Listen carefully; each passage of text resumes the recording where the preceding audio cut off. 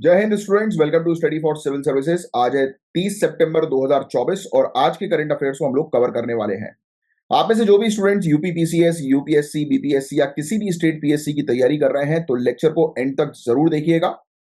और यूपीपीसीएस में जीरो से लेकर सिलेक्शन तक की तैयारी करनी है तो ज्ञान सर के पेड कोर्स को जरूर ज्वाइन करें, दिए गए नंबर पर कांटेक्ट करके। इसके अलावा ओनली करंट अफेयर्स के नाम से, स्टडी फॉर सिविल सर्विसेज के नाम से हमारे टेलीग्राम के चैनल है, इसको ज्वाइन कर लीजिए। और इंस्टाग्राम का पेज है, उसको जरूर फॉलो करिएगा, क्योंकि यहाँ पर हम लोग आपको गवर्नमेंट एग्जामिनेशन से रिलेटेड अपडेट्स प्रोवाइड कराते हैं और लेक्चर की भी अपडेट्स आपको यहीं पर मिलती हैं। इसके अलावा आज के कौन से टॉपिक्स हैं जिनको हम लोग डिटेल में कवर करने वाले हैं। तो पहली चीज तो देखो यार, कहीं पर भी कोई भी दुर्घटना घटती है तो वहां पर विटनेस होते हैं। यस, तो कई बार ऐसा होता है कि विटनेस जो है उनको जो है वो धमका दिया जाता है, कोर्ट में पेश नहीं होने दिया जाता है। तो उनकी प्रोटेक्शन से रिलेटेड एक काफी अच्छा आर्टिकल आया है जो आपको समझना बहुत ज्यादा जरूरी है। इसके अलावा स्कूल में सेफ्टी और सिक्योरिटी से रिलेटेड एक गाइडलाइन जारी हुई है जिसके बारे में हम चर्चा करेंगे। हिमालयन का क्लीन अप और प्लास्टिक वेस्ट क्राइसिस बहुत चल रहा है। लोग यहाँ पे, टूरिस्ट लोग हिमालय पे जाते तो हैं टूर करने के पर्पस के लिए, बट वहां पर बहुत गंदगी करके आते हैं। तो उससे रिलेटेड एक आर्टिकल है बहुत अच्छा। नेक्स्ट हम लोग को देखने को मिल रहा है, इंडिया के अंदर अनएम्प्लॉयमेंट रेट जो है वो स्टेगनेंट है, वैसे का वैसा ही है। अनएम्प्लॉयमेंट रेट जो है वो घट नहीं रहा है, जिसको घटाना बहुत ज्यादा जरूरी है। आज भी बहुत ज्यादा बेरोजगारी हम लोग को इंडिया के अंदर देखने को मिल रही है। फिर वाइल्ड लाइफ कंजर्वेशन के से रिलेटेड एक स्कीम हम लोग को देखने को मिल रही है जिसको कंटिन्यू किया गया है, इसके बारे में हम लोग चर्चा करेंगे। चलिए स्टार्ट करते हैं। पहले टॉपिक से, honourable supreme court of India ने जो है वो चिंता व्यक्त करी है कि आज की डेट में विटनेस प्रोटेक्शन स्कीम 2018 में जो बनाई गई थी उसको प्रॉपर तरीके से इंप्लीमेंट नहीं किया जा रहा है। विटनेस एक बहुत ही इंपॉर्टेंट रोल जो है वो प्ले करते हैं गाइस, जस्टिस प्रोवाइड कराने के लिए, क्योंकि एक बहुत बड़ा एविडेंस होता है विटनेस, जिसने पूरी घटना को देखा रहता है। स्पेशली क्रिमिनल ट्रायल के दौरान जो क्रिमिनल केसेस होते हैं ना, उसमें विटनेस का एक बहुत इंपॉर्टेंट रोल होता है। ये बात आप सभी को पता ही है। और recent observation honourable supreme court ने जो किया है उसमें यही चीज बोली है कि भाई दोबारा से फिर से फोकस करने की आवश्यकता है। जो आपने कानून बनाए हैं, जो स्कीम्स बनाई गई हैं, उसको सही तरीके से इंप्लीमेंट करो, सही तरीके से लागू करो। आइए समझते हैं विटनेस प्रोटेक्शन स्कीम 2018। लिख लेना, विटनेस प्रोटेक्शन स्कीम 2018। क्वेश्चन कई बार पूछा जाता है कि इस स्कीम को किसके द्वारा लाया गया, तो मिनिस्ट्री ऑफ होम अफेयर्स, आप ध्यान में रखिएगा, गृह मंत्रालय के द्वारा लाया गया। ये पहला ऐसा फॉर्मल फ्रेमवर्क था जो डिजाइन किया गया था विटनेस की प्रोटेक्शन के लिए, विटनेस की सेफगार्ड के लिए, कि उनको बचाने के लिए। ऑनरेबल सुप्रीम कोर्ट ने इस स्कीम को जो है वो अप्रूव किया था, राइट, और डायरेक्शंस दिए थे राज्यों को और यूनियन टेरिटरीज को कि तुरंत के तुरंत जो है वो इस स्कीम को जो है वो इंप्लीमेंट करो। कोर्ट ने जो है वो डिक्लेयर किया था कि आर्टिकल 141, आर्टिकल 142 के दायरे के अंदर जो है वो ये आया जाएगा। फिर इसके अलावा विटनेस जो है उनकी आइडेंटिटी जो है वो चेंज करने की बात की गई, विटनेस को रिलोकेट करने की बात की गई, उनको प्रोटेक्शन प्रोवाइड कराने की बात की गई, कि उनको समय पर जो है वो कोर्ट में पहुंचाना है, राइट। और फेस टू फेस कांटेक्ट जो है वो अक्यूज के साथ जो है वो प्रिवेंट करने की बात की गई ट्रायल के दौरान। क्योंकि देखो, आरोपी जो होता है ट्रायल के दौरान अगर उसने देख लिया कि अच्छा ये व्यक्ति है, तो वो कहीं ना कहीं से अपनी जुगाड़ तुगाड़ करके उस विटनेस को जो है वो धमकाने की कोशिश करता है या उसके परिवार को धमकाने की कोशिश करता है। तो ऐसा ना हो, उनको प्रोटेक्शन मिले, उससे रिलेटेड ये स्कीम जो है वो लाई गई थी। इसके अंदर कैटेगरी बनाई गई, कैटेगरी ए, कैटेगरी बी और कैटेगरी सी। कैटेगरी ए के अंदर सबसे पहली चीज तो ये लाई गई कि यार देखो, कई बार विटनेस या फिर उनकी फैमिली जो है उनको जान से मारने की धमकियां मिलती हैं। वो कैटेगरी ए में आ सकता है कि मतलब भाई ऐसा कोई केस जिसमें जान से मारने की धमकी आ जाए। इसके अलावा दूसरा कैटेगरी के अंदर उनकी प्रॉपर्टी डैमेज करने की धमकी आ जाए। तीसरा हम लोग को देखने को मिलता है कि हल्के फुल्के हरासमेंट, राइट, गाली गलौज करना, फोन करके डिस्टर्ब करना। तो ये इस प्रकार की तीन कैटेगरी बनाई गई थी, डिपेंड उस पे करता है उसके लेवल पर कि कितना वो खतरनाक है। एम और ऑब्जेक्टिव यही था कि भाई इंश्योर किया जाए फ्री टेस्टिमनी। टेस्टिमनी समझते हो आप लोग? टेस्टिमनी मतलब गवाही, कि मतलब कोई भी व्यक्ति जो बता रहा है उस इंसिडेंट के बारे में, तो वो बिल्कुल इंश्योर किया जाए कि वो प्रोटेक्टेड होना चाहिए, कि विटनेस को प्रॉपर प्रोटेक्शन मिले और वो बिना किसी डर के जो है वो गवाही दे सके। दूसरा, इससे जस्टिस सिस्टम को सपोर्ट मिलता है, क्योंकि विटनेस जो है वो एक बहुत इंपॉर्टेंट रोल जो है वो प्ले करते हैं। एक एक इंपॉर्टेंट एविडेंस ही होता है विटनेस, राइट, जस्टिस प्रोवाइड कराने में, न्याय प्रोवाइड कराने में। तो जो भी ट्रायल जो है वो चले, वो बिना किसी इंटरफेरेंस के जो है वो चले, बिना किसी धमकी, बिना किसी डर के जो है वो चलना चाहिए। फिर इसके अंदर कंपिटेंट अथॉरिटी और फंडिंग की बात की गई, तो कहा गया कि हर एक डिस्ट्रिक्ट के अंदर एक कमेटी होनी चाहिए जिसके चेयरपर्सन जो होंगे वो या तो डीजे होंगे या एसजे होंगे, यानी कि डिस्ट्रिक्ट जज या फिर सेशन जज होंगे। इसके अलावा डिस्ट्रिक्ट के पुलिस हेड और प्रोसिक्यूटर भी इसमें इन्वॉल्व होंगे, जो कि विटनेस के प्रोटेक्शन से रिलेटेड जो है वो मेजर्स लेंगे, उपाय बताएंगे कि कैसे विटनेस को प्रोटेक्ट करना है। फिर इसके अलावा एक फंड भी जारी किया गया, क्योंकि भाई एक बजट एलोकेट करना है, राइट। इसमें बताया गया कि कोर्ट के जो भी फाइन्स होते हैं, सीएसआर कॉन्ट्रीब्यूशंस होते हैं, डोनेशंस होते हैं, उन सब का पैसा जो है वो एक फंड में जाया जाए और ये फंड का इस्तेमाल जो है वो किया जाए विटनेस के प्रोटेक्शन के लिए। इसमें कुछ क्रिटिसाइज भी किया गया। इसमें कहा गया कि डेफिनेशन जो है वो काफी ज्यादा नैरो है, डेफिनेशन सही नहीं है, परिभाषा सही नहीं है। इसमें सिर्फ उन्हीं विटनेस को जो है वो प्रोटेक्ट करने की बात की गई है जिसमें जो आरोपी जो होता है उसको डेथ या फिर लाइफ इम्प्रिजमेंट जो है वो दिया गया है, और वुमेन के अगेंस्ट क्राइम में। बाकी दूसरे क्राइम्स में जो है वो उस दूसरे क्राइम्स में भी रिस्क होता है, बट उसमें कोई प्रोटेक्शन जो है वो नहीं दी गई है।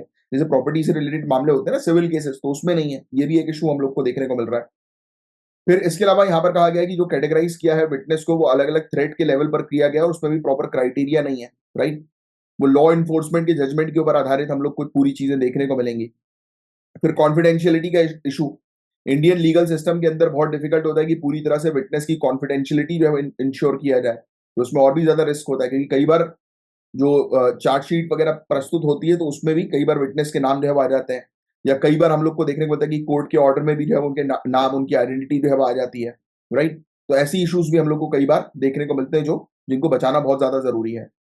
अब इंटरनेशनल लेवल की अगर हम बात करें, जैसे कि United nation office on drugs and crime, इन्होंने रिकमेंड किया है कि भाई विटनेस असेसमेंट होना बहुत ज्यादा जरूरी है, आकलन करना जरूरी है, साइकोलॉजिकल एस्पेक्ट्स को ध्यान में रखना जरूरी है, और उस समय जिस समय वो टेस्टिमनी दे रहे हो, अपनी गवाही दे रहे हो। इंडियन स्कीम हाउएवर फोकस जो है वो करती है किसके ऊपर, थ्रेट्स के ऊपर, राइट। और वो साइकोलॉजिकल फैक्टर्स को इग्नोर करती है, वो धमकी पर फोकस करती है। भाई कई बार एक इंसान को भली धमकी ना मिले हो, बट फिर भी वो जब घर से बाहर निकलेगा और उसने बोल दिया कि हाँ भाई मैं गवाही दूंगा, तो बट देन टू दिन भर उसके दिमाग में वही चीज चलती है ना, कहीं मेरे परिवार को कोई हानि ना पहुंच जाए, कहीं कोई, भले वो रास्ते में चल रहे हैं, कोई अननोन स्ट्रेंजर भी उनको दिख रहा है तो उनसे भी वो डर रहे हैं, तो कितना मेंटल प्रेशर होता है। तो उस पर इंडियन स्कीम जो है वो ध्यान नहीं देती। फिर एक डेडिकेटेड लॉ की आवश्यकता है, एक डेडिकेटेड कानून की आवश्यकता है। विटनेस जो है वो सामने जो है वो नहीं आते, क्योंकि ऑब्वियस सी बात है कि लीगल प्रोटेक्शन स्ट्रांग नहीं है हमारे यहाँ पर विटनेस के लिए, है ना। सुप्रीम कोर्ट ने जो है वो यही इसी चीज पर बात करी कि भाई फेयर ट्रायल्स के लिए हम लोग को जो है वो ये बहुत ज्यादा जरूरी है कि विटनेस को कॉन्फिडेंस में लेना, कि भाई नहीं उनको कुछ नहीं होगा, उन पूरी तरह से प्रशासन जो है वो उनकी देखभाल करेगा, ध्यान रखेगा। तो ये इश्यूज हम लोग को देखने को, देखो कितना इंपॉर्टेंट टॉपिक है ये। और इंपॉर्टेंस क्या है विटनेस प्रोटेक्शन की, तो ऑब्वियस सी बात है, मैंने आपको ऑलरेडी बता ही दिया कि हमारे यहाँ पर न्याय प्रोवाइड कराने में विटनेस का एक बहुत ही इंपॉर्टेंट रोल जो है वो रहता है। लॉ कमीशन ने भी अपनी रिपोर्ट में, जैसे कि अगर हम बात करें 198 जो रिपोर्ट हम लोग को देखने को मिली थी, उसमें बकायदा हाईलाइट किया था कि फॉर्मल विटनेस प्रोटेक्शन प्रोग्राम और आइडेंटिटी प्रोटेक्शन की सख्त आवश्यकता है। तो ये था गाइस पूरा ओवरऑल टॉपिक। उम्मीद करता हूँ अच्छे से आपको चीजें अंडरस्टैंडिंग क्लियर हुई होंगी, और ये विटनेस प्रोटेक्शन स्कीम के बारे में थोड़ा सा ध्यान में रखिएगा, इससे रिलेटेड एग्जामिनेशन में आपसे क्वेश्चन पूछे जा सकते हैं। नेक्स्ट जो आपका टॉपिक है स्कूल सेफ्टी और सिक्योरिटी की गाइडलाइन से रिलेटेड है। रिसेंटली ऑनरेबल सुप्रीम कोर्ट ने सभी राज्यों और यूनियन टेरिटरीज को यह कहा है कि जो यूनियन गवर्नमेंट की 2021 की गाइडलाइंस है स्कूल सेफ्टी और सिक्योरिटी से रिलेटेड, उसको लागू करो।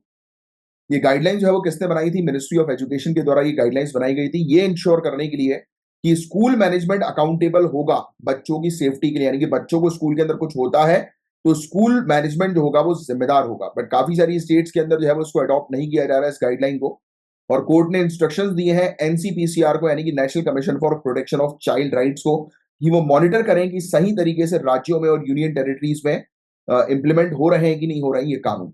बहुत इंपॉर्टेंट टॉपिक, क्योंकि देखो यार बच्चे ही जो है वो फ्यूचर हम लोग को देखने को मिलता है, इंडिया का भविष्य है बच्चे। और स्कूल्स के अंदर अगर बच्चों के साथ कोई घटना घटती है तो ऑब्वियस सी बात है कि स्कूल का मैनेजमेंट, स्कूल का एडमिनिस्ट्रेशन जो होगा वो अकाउंटेबल होगा। यस। अब गाइडलाइंस क्या थी, गाइडलाइन के अंदर इस चीज पर इंकरेज किया गया कि स्टूडेंट्स, पेरेंट्स, टीचर्स और स्कूल मैनेजमेंट को जो है वो इन्वॉल्व करो आप, एक कोलैबोरेटिव अप्रोच जो है वो बनाओ, ये इंश्योर करने के लिए कि जो लर्निंग स्पेस जो होनी चाहिए वो सेफ होनी चाहिए, यानी कि जो स्कूल जो होना चाहिए वो सेफ होना चाहिए, कि सभी लोग की जो भी प्रॉब्लम्स है उनको एक साथ इकट्ठा करके पूछो और फिर उस अकॉर्डिंग पॉलिसी बनाओ सेफ्टी से रिलेटेड। गाइडलाइंस ने फोकस किया कि इन्फॉर्म करो सभी स्टेक होल्डर्स को राइट टू एजुकेशन के बारे में, यानी कि उनके अधिकार के बारे में, जुवेनाइल जस्टिस मॉडल रूल्स 2016 के बारे में, बच्चों के अधिकार को सेफगार्ड करने के लिए, क्योंकि कई बार ये प्रॉब्लम भी होती है कि लोगों को अपने कानूनी अधिकार के बारे में पता नहीं होता है और इसलिए भी उनके साथ शोषण होता है।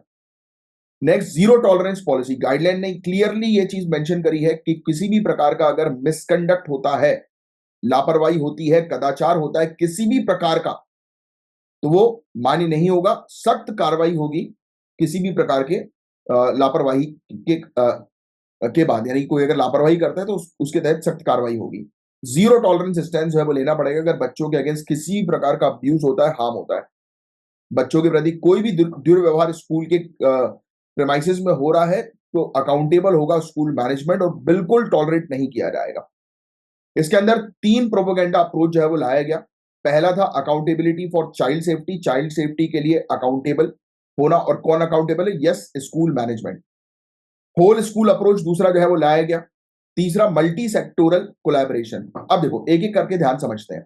पहला पॉइंट जो हम लोग को देखने को मिल रहा है, इसमें कहा गया है कि गवर्नमेंट और गवर्नमेंट एडेड स्कूल जो होते हैं, सरकारी स्कूल जो होते हैं, और इसमें जो जो भी हेड्स होते हैं, टीचर्स होते हैं, एजुकेशन अथॉरिटीज होती हैं, वो रिस्पॉन्सिबल होंगी। और प्राइवेट स्कूल के अंदर मैनेजमेंट, प्रिंसिपल और टीचर जो है वो बेसिकली रिस्पॉन्सिबिलिटी लेंगे बच्चों की सेफ्टी के लिए। होल स्कूल अप्रोच के बारे में बात करें तो सेफ्टी और सिक्योरिटी मेजर जो है वो पूरे के पूरे एजुकेशनल फ्रेमवर्क के अंदर होना चाहिए, और हर प्रकार का, चाहे वो फिजिकल अब्यूज हो, चाहे सोशियो इमोशनल हो। कई बार स्कूल के अंदर बच्चे भी आपस में जो है वो लड़ते हैं, झगड़ते हैं, गैंग वगैरह बनती है। कई बार हम लोग को देखने को मिलता है ना, कई बार किसी बच्चे को बुली किया जाता है और वो बिल्कुल उसकी मेंटल हेल्थ खराब हो जाती है। एक होता है वही साइकोलॉजिकल, मेंटल हेल्थ खराब हो रही है, कॉग्निटिव एस्पेक्ट स्टूडेंट का, उसकी सेहत का खराब हो रहा है, यानी कि वो बच्चा जो है वो पढ़ाई में अच्छा नहीं कर पा रहा है बिकॉज ऑफ बुलिंग। तो इन सब चीजों पर भी ध्यान देना है। नेक्स्ट, अलग अलग मिनिस्ट्री से जो है वो इनपुट्स लेने की आवश्यकता है, जैसे health and family welfare, right. Integrate करो काफी सारी मिनिस्ट्री को, और इस चीज पर फोकस करो कि स्कूल का एनवायरमेंट जो होना चाहिए वो बहुत अच्छा होना चाहिए, और बच्चे जो है वो बिल्कुल सेफ होने चाहिए स्कूल के अंदर। फिर इसके अलावा इसके अंदर एडिशनल फोकस एरियाज भी हैं। यहाँ पर कहा गया कि ट्रेनिंग प्रोवाइड कराओ, स्पेशली किसको? टीचर्स को, सभी स्टेक होल्डर्स को। जैसे कि एक निष्ठा प्रोग्राम हम लोग को देखने को मिलता है, जिसमें मॉड्यूल जो है वो इंक्लूड किए गए थे स्कूल सेफ्टी से रिलेटेड। जैसे कि कोविड-19 पैंडेमिक के दौरान जो है वो क्या क्या रिस्क हो सकते हैं, उसको कैसे मैनेज करना है, उसकी गाइडलाइन जो है वो जारी की गई। साइबर सिक्योरिटी एक बहुत इंपॉर्टेंट चीज है, बच्चों को जो है वो प्रोटेक्ट करना है, क्योंकि आज के डेट में ऑनलाइन, अब देखो ना, अभी बीच में कोई ब्लू वेल करके एक गेम आया था, आपको शायद पता होगा। आई थिंक किन किन लोगों को पता है वो गेम के बारे में, ब्लू वेल गेम, जिस गेम को खेलकर बच्चे सुसाइड वगैरह जो है वो कर रहे थे, क्राइम वगैरह कर रहे थे। यस, तो ऐसे काफी सारी ऐसी ऑनलाइन थ्रेट्स होते हैं, तो ये भी स्कूल के अंदर टीचर जो है, जो बच्चों के साथ ज्यादा समय व्यतीत करते हैं, ऑब्जर्व करें कि ऐसी कोई एक्टिविटी तो स्कूल के अंदर नहीं हो रही है। नेक्स्ट, गाइडलाइंस के अंदर नेशनल डिजास्टर मैनेजमेंट गाइडलाइन भी शामिल करने की बात की गई, क्योंकि देखो यार, स्कूल है, अगर किसी कारणवश स्कूल का कोई भी प्रॉपर मेंटेन नहीं है, कुछ भी गिर जाता है तो बच्चे मर सकते हैं, है ना। स्कूल की बिल्डिंग गिर गई, दीवार गिर गई, कुछ भी हो सकता है। जैसे मेरे स्कूल में एक बार छज्जा गिर गया था, तो अच्छा हुआ हालांकि कोई कैजुअलिटी नहीं हुई थी, राइट। और मैं जिस स्कूल में था वो बहुत जाना माना मिशनरी स्कूल था, तो जब वो चीज मेरे आंखों के सामने गिरी थी असेंबली के समय पर, वो तो बच गया, किसी को कुछ हुआ नहीं, right, because of poor infrastructure. भाई स्कूल जो है वो सालों साल पुराना है, राइट। 100 साल पुराने भी हमारी कंट्री के अंदर स्कूल्स हम लोग को देखने को मिलते हैं। मेरा स्कूल भी कुछ 70-80 साल पुराना था, राइट। मेरी सिटी का बेस्ट स्कूल था। तो अब वो वहां पर उस स्कूल के अंदर जब मेरे सामने ही छज्जा गिरा, तो देखो इंफ्रास्ट्रक्चर बहुत ज्यादा जरूरी है मेंटेन करना। बच्चे के ऊपर गिर जाए तो सोचो कि क्या हालत होगी। एनसीपीसीआर का चाइल्ड सेफ्टी से रिलेटेड क्या रोल हम लोग को देखने को बताया, एनसीपीसीआर का जरा फुल फॉर्म लिखकर बताओ नीचे कमेंट बॉक्स में लिखकर। अभी थोड़ी देर पहले ही मैंने आपको इसका फुल फॉर्म भी बताया। एनसीपीसीआर को ये कहा गया कि ये मॉनिटर करें कि स्कूल सेफ्टी प्रॉपर तरीके से लागू की जा रही है कि नहीं लागू की जा रही है स्कूल के अंदर, प्रॉपर तरीके से राइट टू एजुकेशन एक्ट जो 2009 का है उसको फॉलो किया जा रहा है कि नहीं किया जा रहा, और जुवेनाइल जस्टिस एक्ट से रिलेटेड अवेयरनेस क्रिएट की जा रही है कि नहीं की जा रही। तो इन सब चीजों की देखरेख करने की जिम्मेदारी एनसीपीसीआर को दी गई। प्लेटफॉर्म्स बनाए गए जैसे कि ई बाल निदान, पॉस्को, ई बॉक्स, ये ऐसे टूल्स हैं जो कि एनसीपीसीआर ने प्रोवाइड किए कि भाई बच्चों के अधिकार का उल्लंघन अगर हो रहा है तो यहां पर कंप्लेन की जाए। तो ऑनलाइन कंप्लेन सिस्टम तैयार किया गया। अब कुछ हम लोग को संवैधानिक प्रावधान देखने को मिलते हैं जो बच्चों की सेफ्टी से रिलेटेड, जैसे आर्टिकल 21A जो फ्री और कंपलसरी एजुकेशन की बात करता है 6 से लेकर 14 साल तक की उम्र के बच्चों के लिए। आर्टिकल 39E जो फोकस करता है बच्चों को एक्सप्लॉइटेशन से प्रोटेक्ट करने के ऊपर। आर्टिकल 47 जो है ये बोलता है कि भाई पब्लिक हेल्थ को इंप्रूव करना है, इंश्योर करना है कि न्यूट्रिशन और स्टैंडर्ड लिविंग कंडीशन जो होनी चाहिए वो बेटर होनी चाहिए बच्चों के लिए स्पेशली। इसलिए तो मिड डे मील स्कीम और ये सब चीजें लाई जा रही हैं।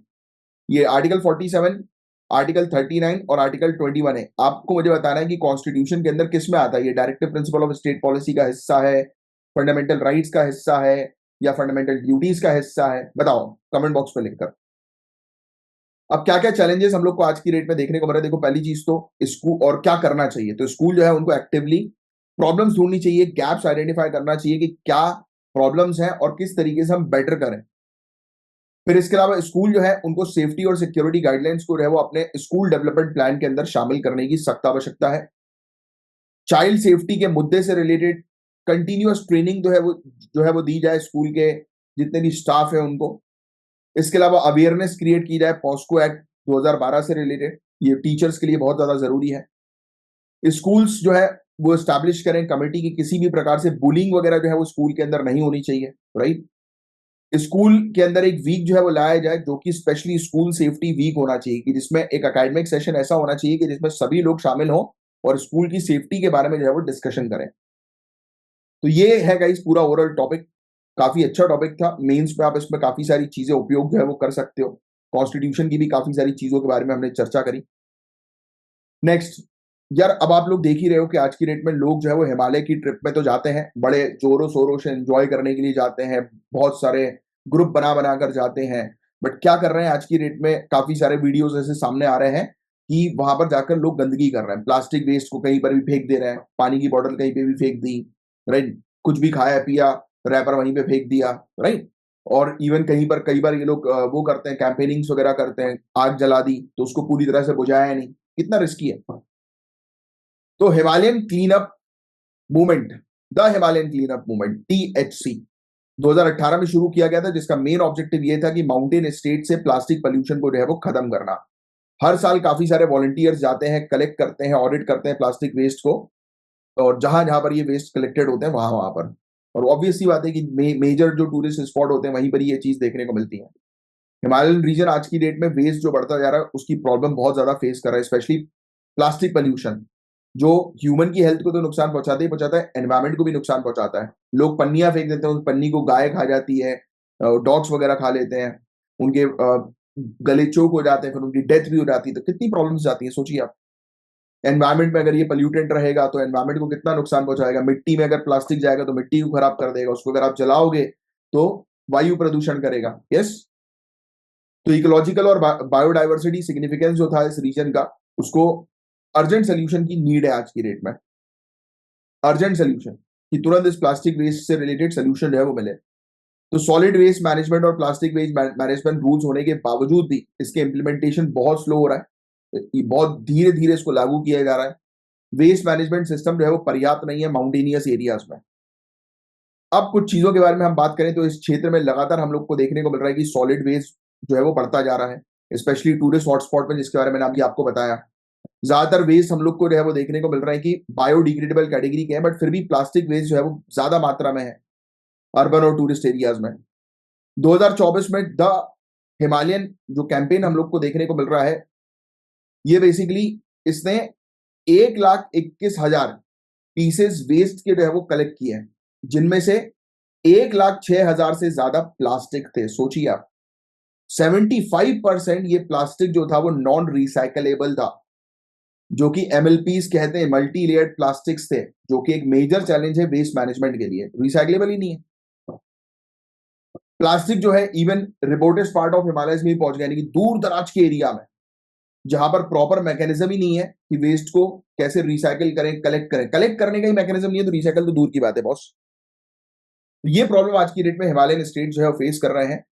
प्रॉपर इंफ्रास्ट्रक्चर वहां पर जो है वो नहीं है, waste collection, waste segregation at source नहीं हो रहा है, ट्रांसपोर्टेशन जो है नहीं हो पा रहा है, राइट। मोस्ट केसेस में वेस्ट जो है वो डंप किया जा रहा है लैंडफिल में, या फिर खाई में फेंक दिया जा रहा है, डाउनहिल फेंक दिया जा रहा है। पोल्यूशन इससे बढ़ता जा रहा है। कोई भी प्रॉपर सिस्टम नहीं है वेस्ट को कम करने का, राइट। स्पेशली रिमोट एरियाज में रिसाइकलिंग के लिए कोई भी इंफ्रास्ट्रक्चर नहीं है। मल्टी लेयर्ड प्लास्टिक के बारे में बात करें तो ये रिसाइकलेबल होते नहीं है। अब इसको कलेक्ट कर लोगे तो इसकी कोई वैल्यू भी नहीं मिलती, तो इसका मैनेजमेंट काफी डिफिकल्ट होता है, यानी कि जिनको टेंडर दिया जाता है वो इस प्रकार के वेस्ट को कलेक्ट ही नहीं करते हैं। ये भी एक इशू है। रिसाइकलेबल प्लास्टिक जैसे कि PET हो गया, HDPE हो गया, राइट, ये माउंटेन्स में पड़े हुए हैं लॉजिस्टिक चैलेंज के कारण, क्योंकि ट्रांसपोर्टेशन ही नहीं है, उनको उठा के कहां पे लेके जाओगे। तो डंप किया जा रहा है उनको लैंडफिल्स वगैरह में। टूरिस्ट जो है वो जनरेट करते हैं बहुत ज्यादा अमाउंट में plastic waste, particularly food packaging, personal care products होते हैं उनके, स्मोकिंग मटेरियल्स होते हैं। फूड पैकेजिंग ही हम लोग को 84.2% सभी प्लास्टिक वेस्ट का देखने को मिल रहा है, जो 2024 में कलेक्ट हुआ है। और आने वाले समय पता है ये और भी ज्यादा वेस्ट बढ़ने वाला है। बट पता है कुछ कुछ ऐसे रेस्टोरेंट है ना बहुत अच्छा काम कर रहे हैं। जैसे इवन मैं आपको अपनी सच्चाई बताऊं तो मैं भी मैक्सिमम फूड जो है वो ऑर्डर करता हूँ। तो जब मैं फूड ऑर्डर करता हूँ ना तो मुझे कुछ रेस्टोरेंट आजकल मैं जिनसे ऑर्डर कर रहा हूँ वो ना बहुत ही मतलब बायोडिग्रेडेबल वो भेज रहे हैं यार आजकल फूड पैकेट्स। मुझे बहुत अच्छा लग रहा है। मतलब उनका फूड पैकेट देख के ही मजा आ जाता है यार। बहुत स्ट्रांग होता है, बहुत अच्छा होता है और कंप्लीटली रिसाइकलेबल, बायोडिग्रेडेबल। मैंने गुड यार। तो मतलब ऐसे इनिशिएटिव लोगों को लेने की आवश्यकता है और वो दिखने में भी अच्छा लगता है, बिल्कुल neat and clean proper. 70% non recyclable waste हम लोग को हिमालयन एरियाज में देखने को मिल रहा है। हेल्थ और एनवायरमेंट पे तो इम्पैक्ट पड़ ही रहा है, इसके बारे में मुझे आप लोग को बताने की जरूरत नहीं है। अगर आप इन वेस्ट को छोड़ दोगे तो एयर और सॉइल पोल्यूशन करेगा, जो मैं आपको ऑलरेडी बता ही चुका हूँ। माउंटेन की स्लोप्स में पड़ा रहेगा, इस क्षेत्र की नेचुरल ब्यूटी को डिग्रेड कर देगा, बदबू आने लगेगी, तो कौन जाएगा फिर। बायोडाइवर्सिटी रिस्क में है, वही जो मैंने भी आपको बताया। प्लांट्स, एनिमल्स, मतलब एनिमल्स की स्पेशली हम बात करें, प्लांट्स तो सड़ ही जाएंगे क्योंकि सॉइल जो है वो सड़ा देगा ये वेस्ट। एनिमल्स की बात करें, एनिमल्स बेचारे खा जाएंगे इन वेस्ट को, तो फिर वो मर जाएंगे। राइट, तो ये चीज हम लोग को देखने को मिल रही है। हिमालयन रीजन मेजर सोर्स है इंडियन रिवर्स का, जैसे कि गंगा, ब्रह्मपुत्र। प्लास्टिक वेस्ट जो है वो पानी के सोर्सेज को भी पल्यूट कर रहा है। राइट, तो एक्टिविटी इकोसिस्टम को भी खतरा है। पब्लिक हेल्थ कंसर्न के बारे में हम बात करें तो ये अल्ट्रा प्रोसेस फूड पैकेज जो प्लास्टिक में हम लोग को देखने को मिलता है, ये नॉन कम्युनिकेबल डिजीज एक प्रकार की देखने को मिलती है, नॉन कम्युनिकेबल डिजीज। और मेंटल हेल्थ इशू भी क्रिएट करता है। बच्चे इन पर्टिकुलर एक्सपोज होते हैं इस प्रकार के अनहेल्दी फूड से, जो स्कूल के नजदीक में जो है वो मिलते हैं। आपको पता है ना, कई बार ये भी कहा जाता है कि आप प्लास्टिक की बोतल में पानी ना पिए क्योंकि वो कार्सिनोजेनिक हो जाता है। वो प्लास्टिक की बोतल जो है वो धूप के साथ रिएक्ट करती है, वो प्लास्टिक और पानी के अंदर उसका केमिकल रिएक्शन जो है वो बनता है, और जब वो आप पीते हैं तो बॉडी के अंदर कार्सिनोजेनिक इफेक्ट जो है वो देखने को मिल सकता है। तो ये भी एक बड़ा इशू है कि नहीं, प्लास्टिक से इशू है। अब एक बहुत बढ़िया सी चीज है एक्सटेंडेड प्रोड्यूसर रिस्पॉन्सिबिलिटी। बट ये आज की डेट में वॉलंटरी है, पता है हमारे यहाँ, ये मैंडेटरी नहीं है। मतलब फॉर एग्जाम्पल की कोई कंपनी जो है वो अगर कोई प्रोडक्ट बना रही है तो उस कंपनी की रिस्पॉन्सिबिलिटी होगी कि एनवायरमेंट से वो उस प्रोडक्ट के वेस्ट को जो है वो कलेक्ट करे। उस खुद स्वयं उस कंपनी की रिस्पॉन्सिबिलिटी होगी। तो एक्सटेंडेड प्रोड्यूसर रिस्पॉन्सिबिलिटी का फ्रेमवर्क जो है वो डिजाइन किया गया कि जो भी बना रहा है, जो प्रोड्यूसर है, वो ही अकाउंटेबल होगा कि भाई वो प्रोडक्ट अगर खराब हो रहा है उसकी लाइफ साइकिल तक, तो वो ही उस प्रोडक्ट को दोबारा से कलेक्ट करें। बट इसको प्रॉपर तरीके से हिमालयन रीजन में इंप्लीमेंट नहीं किया जा रहा है। लोकल अथॉरिटीज जो है उनके पास अवेयरनेस नहीं है इस रूल से रिलेटेड। राइट, फिर इसके अलावा माउंटेन टेरेन जो है वो बहुत डिफिकल्ट बना देते हैं अपने आप में वेस्ट को कलेक्ट करना। राइट, ट्रांसपोर्ट करवाना वेस्ट को। तो माउंटेनियस ईयर में माउंटेनियस रीजन में ट्रांसपोर्टेशन बहुत डिफिकल्ट होता है ना यार। ईपीआर रूल जो है, जो फॉलो करते हैं one size fit all approach, तो ये पर्याप्त जो है वो नहीं है। राइट, माउंटेनियस कम्युनिटीज के लिए। और मैंने आपको बता ही दिया, ये एक्सटेंडेड प्रोड्यूसर रिस्पॉन्सिबिलिटी का फ्रेमवर्क जो है वो वॉलंटरी है। Major companies PepsiCo, Coca Cola, Nestle, right, ये कंसिस्टेंटली जो है वो टॉप पोल्यूटर्स हम लोग को देखने को मिलती है। यहाँ पर जब ये टीएचसी का ऑडिट हुआ था, द हिमालयन कैंपेन का ऑडिट हुआ था, अगर आप प्रॉपर तरीके से लागू नहीं करोगे प्रोड्यूसर की रिस्पॉन्सिबिलिटी को, तो बर्डन जो है वेस्ट को मैनेज करने का वो लोकल कम्युनिटीज के पास जो है वो पहुंच जाएगा। तो ये इस क्षेत्र में तो स्पेशली ये रिस्पॉन्सिबिलिटी जो है वो इन प्रोड्यूसर्स के ऊपर जो है वो डाल देनी चाहिए वेस्ट कलेक्ट करने की, तब जाकर चीजें थोड़ी सी बेटर होंगी। तो हम एक्सटेंडेड प्रोड्यूसर रिस्पॉन्सिबिलिटी के जो रूल्स हैं उसको मैंडेटरी बनाएं। राइट, अडॉप्ट करें प्रॉपर तरीके से, लोकल कम्युनिटीज को एम्पावर करें। अवेयरनेस क्रिएट करना बहुत जरूरी है बॉस। अगर लोग ही, कम्युनिटी आप अवेयर हो गई ना, ये टूरिस्ट ही अवेयर हो गए ना, तो फिर बहुत सारी चीजें रोकी जा सकती है। क्योंकि अल्टीमेटली पोल्यूशन करने वाले तो ये टूरिस्ट है ना सबसे ज्यादा।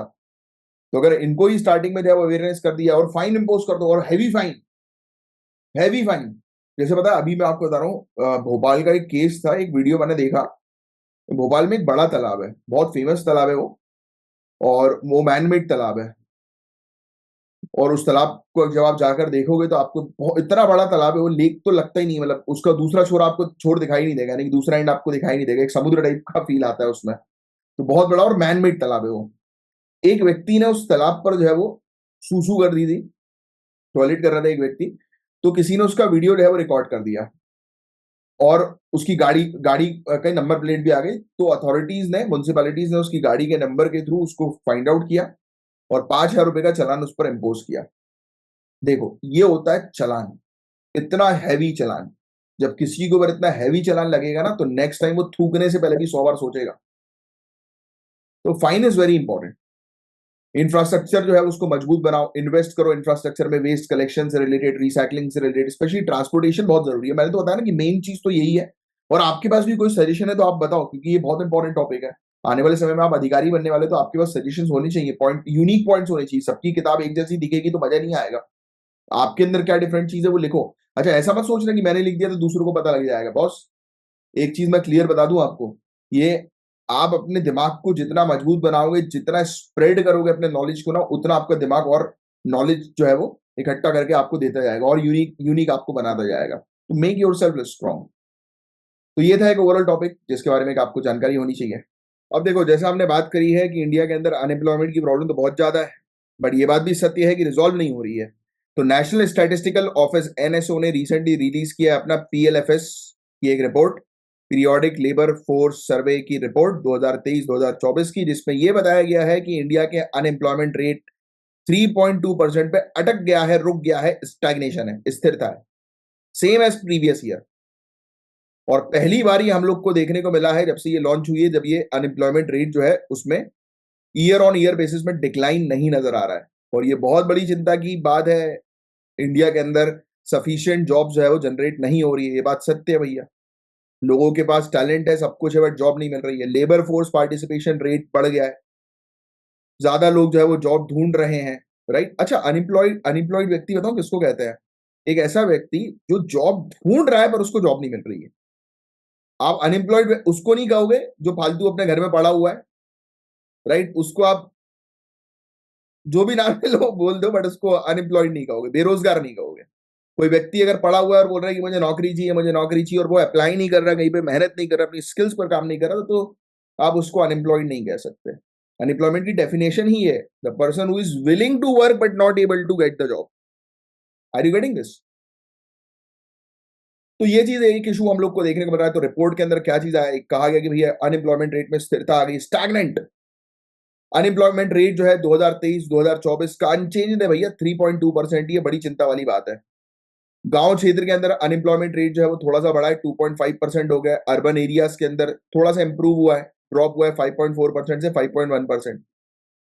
बट पता है क्या हो रहा है, जॉब तो मिल जा रही है, बट जिसके पास जो टैलेंट है और उसको कितना पैसा मिलना चाहिए वैसा नहीं हो पा रहा है, ये बड़ी इशू है। National LFPR labour force participation rate जो है वो बढ़ गया है, 60.1% हो गया 57.9% से। ये इंडिकेट ये करता है कि और भी लोग जो है वो जॉब ढूंढ रहे हैं। परेशानी है ना भैया, जॉब ढूंढना ही पड़ेगा। और अब देखो आज की डेट में, इसलिए एमबीए चाय वाला, हालांकि छोड़ो उस पर कमेंट करना की बात नहीं है, बड़ा पाव गर्ल और कितने सारे लोग तो ऐसे ऐसे हैं कि जिन लोगों ने आज की डेट में अपना करियर जो है वो बना लिया है, अपनी जॉब छोड़ छोड़ कर जो है वो इस प्रकार से फेमस हुए हैं सोशल मीडिया पर, अपना खुद का बिजनेस जो है वो चालू करके, राइट। तो लोग कर रहे हैं, क्योंकि जॉब नहीं मिल रही तो क्या करे इंसान, कहीं ना कहीं कमाने के लिए कुछ ना कुछ तो चालू करना पड़ेगा। तो रूरल एरियाज, गांव क्षेत्र के अंदर हम लोग को ये 63.7% जो है वो हम लोग को LFPR देखने को मिला, labour force participation rate. Suggestion यही है कि ये रिवर्स माइग्रेशन हो रहा है। लोग अपने लोग सोच रहे हैं कि साला यहाँ पर लिविंग कंडीशन अच्छी नहीं है, पैसा भी अच्छा नहीं मिल रहा है, इससे अच्छा तो गांव जाऊंगा, खेत चलाऊंगा। बाजीराव सिंघम जो था ना, सिंघम ही था ना, जिसमें वो बोलता है कि नौकरी से निकाल दूंगा तेरे को, तो बोलता है कि मेरे को डर नहीं है, तू नौकरी से निकालेगा, मैं गाँव जाऊंगा, हल चलाऊंगा। ऐसा बढ़िया कोई डायलॉग है कि मेरी जरूरतें कम है इसलिए मेरे ईमान में दम है, ऐसा करे कुछ था। ये बात सच भी है कि जिस जिस लोगों की चाह जो है वो कम होती है, उन लोग को ज्यादा स्ट्रगल करने की आवश्यकता नहीं। बट मेरा मानना उल्टा है यार, थोड़ा सा मेरा मानना यह है कि इंसान को हर एक चीज, मतलब ग्रीडी होना चाहिए थोड़ा सा इंसान को, चाहत होनी चाहिए कि सब कुछ हो उसके पास, सब कुछ। कि जब सुबह उठे तो एक नौकर आए और मखमल की चप्पल जो है उसके पैर में लगाए, ऐसा इस टाइप का थोड़ा। चलो, एनीवेज, अब आगे बढ़ते हैं। तो रूरल एरियाज के अंदर हम लोग को जो है वो देखने को मिला कि ये चीज इंक्रीज हुई, 63.7% LFPR इंक्रीज हुआ, राइज हुआ। क्यों हुआ? क्योंकि लोग वापस अपने गांव आ रहे हैं, राइट। क्योंकि अर्बन एरियाज में जॉब भी नहीं है, प्रॉब्लम ये भी बहुत बड़ी है। अर्बन एरियाज के अंदर हम लोग को देखने को मिल रहा है कि LFPR labour force participation rate बढ़ गया 52%। मतलब ये कहा जा रहा है कि और भी ज्यादा वर्क फोर्स जो है वो जॉब ढूंढ रही है। वर्कर पॉपुलेशन रेशियो के बारे में बात करें तो 2023-24 की रिपोर्ट के अंदर 58.2% हुआ, मतलब कि प्रोपोर्शन ऑफ एम्प्लॉयड इंडिविजुअल जो है वो पॉपुलेशन में हम लोग को देखने को मिल रहा है। टोटल पॉपुलेशन में 58.2% लोग जो है वो है एम्प्लॉयड हम लोग को देखने को मिल रहा है। मेन में हम लोग को ये WPR वर्कर पॉपुलेशन रेशियो जो हम लोग को देखने को मिल रहा है वो हाई है 76.3% और वुमेन के अंदर लो है 40.3%। जेंडर डिस्पैरिटी एम्प्लॉयमेंट अपॉर्चुनिटी में, यानी कि महिलाओं को जो है वो बहुत कम फॉर्मल जॉब्स मिल रही है as compared to male. Gender disparity अभी हमने बात करी नहीं। अनएम्प्लॉयमेंट रेट महिलाओं का जो है वो बढ़ गया है, 3.2% हो गया है 2.9% से, और रेट जो है वो मेन का डिक्लाइन हुआ है, 3.2% हो गया 3.3% से। तो जेंडर गैप हम लोग को देखने को मिल रहा है। तो ये भी एक United nation sustainable development goal को अचीव नहीं कर पाएगा अगर जेंडर गैप रहेगा तो। जॉब क्वालिटी के बारे में बात करें तो जॉब क्वालिटी जो है वो थोड़ी सी इंप्रूव हुई है, with salaried and regular wages workers increasing by 0.8 percentage point, reaching 21.7%। मेरे हिसाब से तो नहीं, मुझे लग रहा है कि ये रियल टर्म्स में सही नहीं है, क्योंकि सैलरी वगैरह जो है वो बढ़ी नहीं है। ये इशू एक बड़ा आया है। एक सेल्फ एम्प्लॉयमेंट, हाँ सेल्फ एम्प्लॉयमेंट जरूर बढ़ गया है, क्योंकि मैंने भी आपको थोड़ी देर पहले ही बताया था। अच्छा, अनपेड फैमिली वर्क भी बढ़ गया है, कि कई बार लोग सोच रहे हैं कि भाई चलो अपनी जो फैमिली की दुकान है, घर का जो बिजनेस है, चलो वही संभाल लेते हैं। 58.4% हो गया 57.3% से। अभी ये सब आंकड़े वगैरह आपको याद रखने की जरूरत नहीं, बस एक बेसिक चीजें ध्यान में रखो कि क्या क्या चीजें चल रही हैं। अब चैलेंजेस जो है वो क्या है, क्यों फॉर्मल जॉब्स क्रिएट नहीं हो पा रही है। तो इनफॉर्मलाइजेशन जो है वो बढ़ गया है। आज की डेट में लोग जो है वो कार्ड्स लगा रहे हैं, इनफॉर्मल सेक्टर पर ज्यादा फोकस करेंगे, क्योंकि उनको लग रहा है कि कमाई वहां पर ज्यादा है। एम्प्लॉयमेंट हम लोग को जो है एग्रीकल्चर में, कंस्ट्रक्शन सेक्टर्स में जो है वो देखने को मिल रहा है कि बढ़ती हुई नजर आ रही है। इनफॉर्मलाइजेशन जो है वो इसके कारण इंक्रीज हो गया है, जहां पर सोशल सिक्योरिटी, लीगल प्रोटेक्शन की कमी होती है। फिर टेक्नोलॉजिकल इम्पैक्ट, टेक्नोलॉजिकल एडवांसमेंट के कारण, जैसे एआई के कारण, इंटरनेट ऑफ थिंग्स के कारण जॉब जो है वो रिड्यूस हो गई है, कम हो गई है अनस्किल्ड और स्किल्ड वर्कर्स की। जहां पर 2 व्यक्ति की रिक्वायरमेंट होती थी, 3 व्यक्ति की रिक्वायरमेंट होती थी, वहां पर जैसे फॉर एग्जाम्पल एक ऑफिस में, अभी ऑफिस में काफी सारे लोगों को हटाया गया ना, जैसे 3 व्यक्तियों का प्रेशर एक व्यक्ति को दे दिया गया। क्यों? टेक्नोलॉजी बढ़ गई है। पहले जैसे फॉर एग्जाम्पल फोटो एडिट करने में या बैकग्राउंड को जो है वो, अगर एडिटिंग बिजनेस की बात करें तो बैकग्राउंड को जो है वो हटाने के लिए जो है वो एक व्यक्ति पूरा दिल जान लगाकर क्रॉप करता था। अब आज की डेट में एक क्लिक किया, बैकग्राउंड गायब, है कि नहीं? यस। तो एआई की मदद से, इंटरनेट ऑफ थिंग्स की मदद से काफी सारी चीजें आसान हो गई हैं। तो वही है, ऑटोमेशन के कारण जो है वो काफी सारे सेक्टर्स की जो है वो बैंड बच चुकी है बुरी तरह से। और ये एजुकेटेड जॉब सीकर्स बहुत ज्यादा है, काफी सारे एजुकेटेड जॉब सीकर्स हम लोग को देखने को मिल रहे हैं। ग्रेजुएट्स हैं, स्ट्रगल कर रहे हैं, जॉब ही नहीं मिल रही है भाई, right. High skilled employment opportunity की डिमांड जो है वो देखने को नहीं है। आपके अंदर अगर स्किल्स है तो आपको जॉब मिलेगी, वरना नहीं। तो ये बड़ा इशू हम लोग को देखने को मिल रहा है। काफी सारी इकोनॉमिक पॉलिसीज हैं, जैसे कि डीमोनेटाइजेशन 2016 की, जीएसटी का इम्प्लीमेंटेशन 2017 का, इसने एडवर्स इम्पैक्ट जो है वो डाल दिया स्मॉल बिजनेस के ऊपर। ठीक है। अब गवर्नमेंट ने इनिशिएटिव्स भी लिए थे, जैसे कि स्माइल एक इनिशिएटिव लाया गया, support for marginalised individual for livelihood enterprise. इसमें लाइवलीहुड सपोर्ट प्रोवाइड किया जा रहा था मार्जिनलाइज्ड कम्युनिटी को, एंटरप्रेन्योरशिप प्रमोट की जा रही थी, सस्टेनेबल एम्प्लॉयमेंट को प्रमोट किया जा रहा था। एक पीएम दक्ष हम लोग को देखने को मिल रहा है, प्रधानमंत्री दक्षता और कुशलता संपन्न हितग्राही। ये फोकस करता है स्किल डेवलपमेंट के ऊपर। जो मार्जिनलाइज्ड इंडिविजुअल है, सोशली और इकोनॉमिकली पिछड़े जो लोग हैं, उनको ट्रेनिंग प्रोवाइड कराता है, स्किल डेवलपमेंट करने का काम करता है। मनरेगा के बारे में तो आप जानते ही, Mahatma Gandhi national rural employment guarantee act. कौन से ईयर में ये कानून जो है वो स्टैब्लिश हुआ था, कोई बता सकता है? नीचे कमेंट बॉक्स में लिखकर। बहुत सिंपल सा क्वेश्चन पूछा है मैंने, और बहुत इंपॉर्टेंट क्वेश्चन है। और मनरेगा में कितने दिनों की जॉब की गारंटी दी जाती है, ये भी नीचे कमेंट बॉक्स पर लिखकर बताओ। अनस्किल्ड लेबर वर्क जो है वो प्रोवाइड किया जाता है मनरेगा के अंदर, गारंटी जो है वो दी जाती है एम्प्लॉयमेंट की रूरल एरियाज के अंदर। स्टार्टअप इंडिया स्कीम एक हम लोग को देखने को मिला था, कि ज्यादा से ज्यादा स्टार्टअप जो है हमारी कंट्री के अंदर स्टैब्लिश हो। स्टैब्लिश तो हुए, बट बहुत जल्दी बंद भी हो गए। तो हम लोग को जो है वो इन्वेस्टमेंट जो है वो मैन्युफैक्चरिंग, रेन्यूएबल एनर्जी, टेक्नोलॉजी, इन सब एरियाज पे करने की आवश्यकता है, जिससे कि यहाँ पर ज्यादा जॉब जो है वो जनरेट हो सके। MSME, micro small and medium enterprises को सपोर्ट करना बहुत ज्यादा जरूरी है। ठीक है। इनकरेज करो इनोवेशन सेक्टर्स के अंदर जो कि ज्यादा लेबर कैपेसिटी रखता हो। स्किल डेवलपमेंट जो है वो इंडस्ट्री की नीड्स के साथ जो है वो अलाइन करना बहुत ज्यादा जरूरी है, कि इंडस्ट्रीज को जिस चीज की आवश्यकता है वैसी स्किल्स जो है वो प्रोवाइड कराओ लोगों को। तो ये सब चीजें नेक्स्ट आगे चर्चा करें।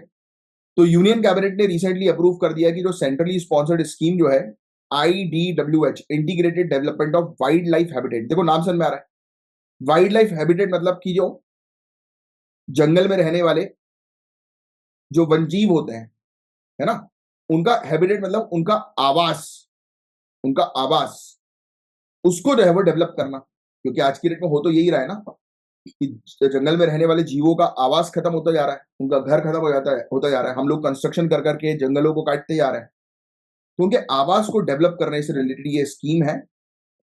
और 15 फाइनेंस कमीशन 2021 से लेकर 2026 तक की हम लोग को देखने को मिली थी, तो बताया गया था कि उसके लिए स्कीम है, इसको कंटिन्यू करने की जो बात करी है अभी यूनियन कैबिनेट ने। इस स्कीम के अंदर टोटल बजट 3,885 करोड़ का लगाया गया, जिसमें केंद्र सरकार का शेयर है 2,602 करोड़ का।